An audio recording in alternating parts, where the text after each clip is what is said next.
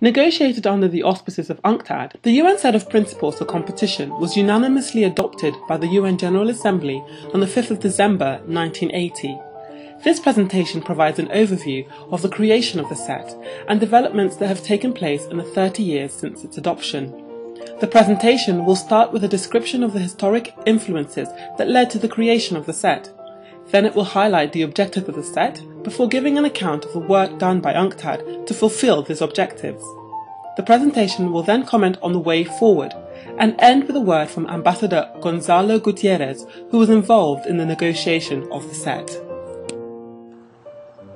The origins of the set can be traced as far back as the Havana Conference of 1948, where the Havana Charter was created. The Charter was the first major attempt to create a multilateral framework on trade and competition, and included provisions on limiting restrictive business practices and prohibiting cartels and vertical restraints by monopolies. Although the Havana Charter never came into force, it was an important step in the evolution of international efforts to deal with restrictive business practices. The UN Economic and Social Council, or ECOSOC, continued to make efforts to deal with restrictive business practices during the early 1950s, urging member states to take measures to cooperate with one another in order to prevent anti-competitive practices on the part of private and public commercial enterprises. During the fourth UNCTAD conference in 1976, members agreed to formulate a set of mutually agreed equitable principles and rules for the control of restrictive business practices on international trade, paying particular attention to the development of developing countries.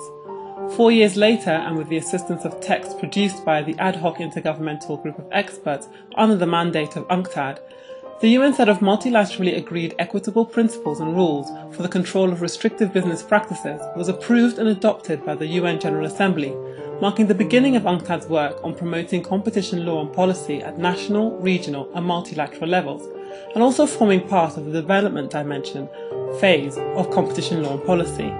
After 30 years of effort, the international community finally produced an international antitrust code. To date, the UN set is still the only multilateral instrument on competition law. The UN set has three broad objectives. First, to ensure that restrictive business practices do not impede or negate the realization of benefits that should arise from the liberalization of world trade. Second, to attain greater efficiency in international trade and development. And third, to protect and promote social welfare and the interests of consumers. The profile of competition law and policy issues has grown significantly over the past 30 years, and the UN set and its objectives have been repeatedly reaffirmed by the General Assembly and the UN member states as integral to sound economic development. In fact, today, some 110 countries worldwide have functioning competition law regimes, compared to just 15 in 1979. Developing countries and economies in transition, in particular, have moved to adopt competition and anti-monopoly laws as they have increasingly recognized that market-oriented economic reforms that have taken place need to be accompanied by effective competition policy. Fundamental political changes in the world stage, such as the fall of the Berlin Wall in 1989, were also key contributors to these developments. There have also been significant developments at the regional level, with groups of states preparing and adopting competition rules or establishing working groups on competition policy. In addition to UNCTAD, other international and regional organisations such as the OECD and the International Competition Network have been instrumental in spreading competition law and policy principles over the last 30 years. UNCTAD works together with these and other organisations to promote competition law and policy around the world. UNCTAD has sought to carry out the objectives of the set in three main ways. First, through substantive discussion and exchange of best and relevant practices through its yearly intergovernmental group of experts meetings and its 5 yearly conferences. Second, through the provision of capacity building and technical assistance to support developing countries to create, implement and enhance competition law and policy. And third, by the facilitation of regional and international cooperation. UNCTAD is also the depository for the model law on competition, developed to provide a template to which developing countries can look when developing their competition law regimes. In conjunction with the model law, UNCTAD has also produced the Handbook on Competition Legislation, which serves as a guide on competition laws and includes commentaries from authorities around the world.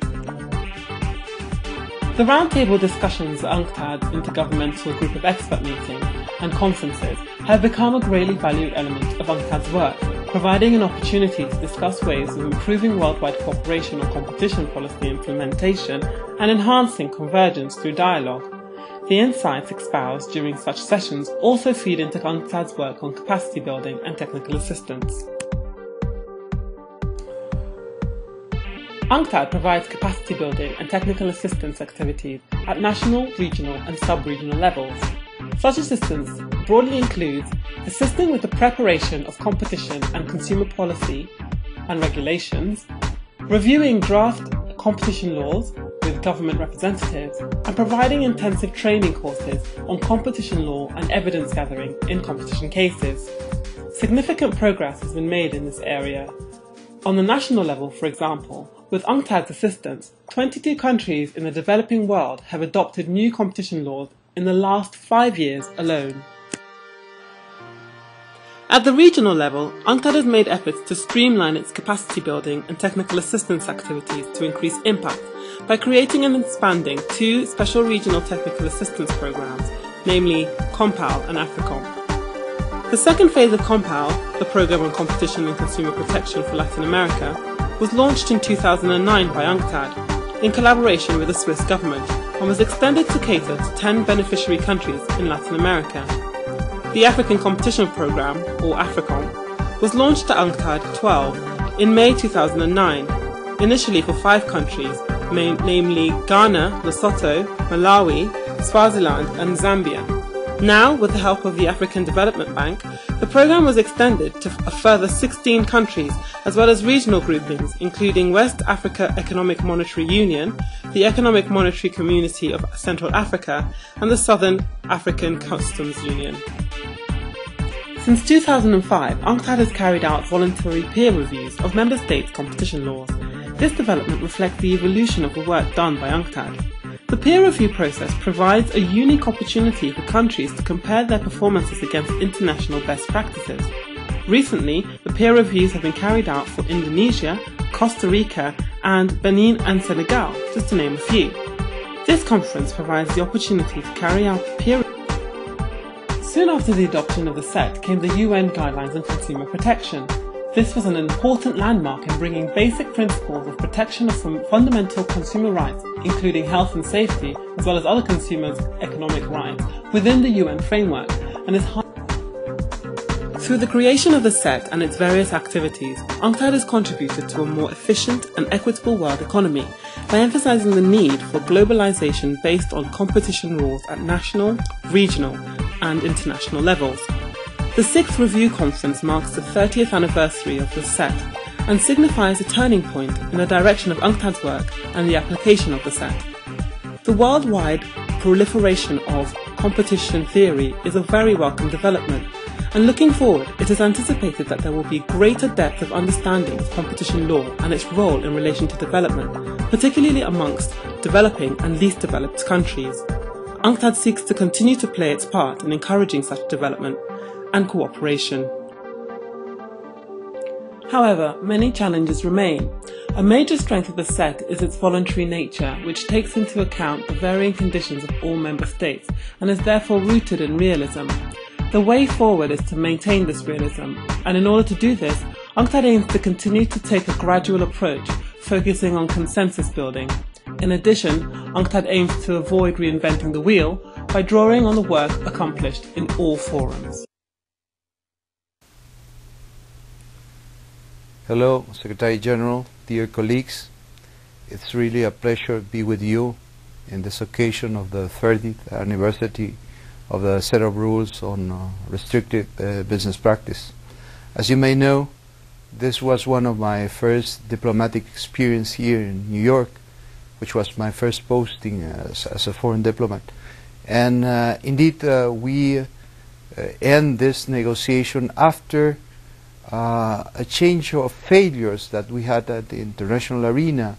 The North-South conference in Paris had achieved really very limited results. Later on, we went into the global negotiations that end up in a stalemate. So the set of rules on RBPs was a real success because we faced this negotiation as a voluntary effort where countries, developing countries, try to agree on principles that should be followed, should be given as an advice to small and medium-sized and large enterprises, especially in developing countries. The set has created really a trend during this last 30 years. In the case of many developing countries, this promotes the creation of many institutions, as in the case of my country, Peru, where we create INDECOPI, the Institute for Defense of Competition and Intellectual Property, which has been one of the greatest achievements in terms of regulations. And now, in the 21st century, where we are negotiating free trade agreements with many parts of the world, with the US, with China, with Japan, Korea, the European Union, the chapter on restrictive business practice and competition is one of the main elements of all free trade agreements. I think this is one of the greatest contributions that UNCTAD did to the international policy, economic policy, as well as other things like the GSP, the GSTP, the Common Fund on Commodities. We feel that the work of UNCTAD is very important for us in developing countries, and we hope in the near future we may have also the advice and the policy orientation from UNCTAD in areas such as the economic effects of migration or the limit of migration, and also the problem we are facing with the economic and financial crisis in developing countries. We feel that UNCTAD is one of our main resources in the United Nations, which can give us a great support to developing countries in order to create constructive and positive policy orientations. In this occasion of the 30th anniversary of the set on RBPs, I give you my warmest encouragement in order to follow working in UNCTAD in favor of the interests of developing countries. Thank you very much.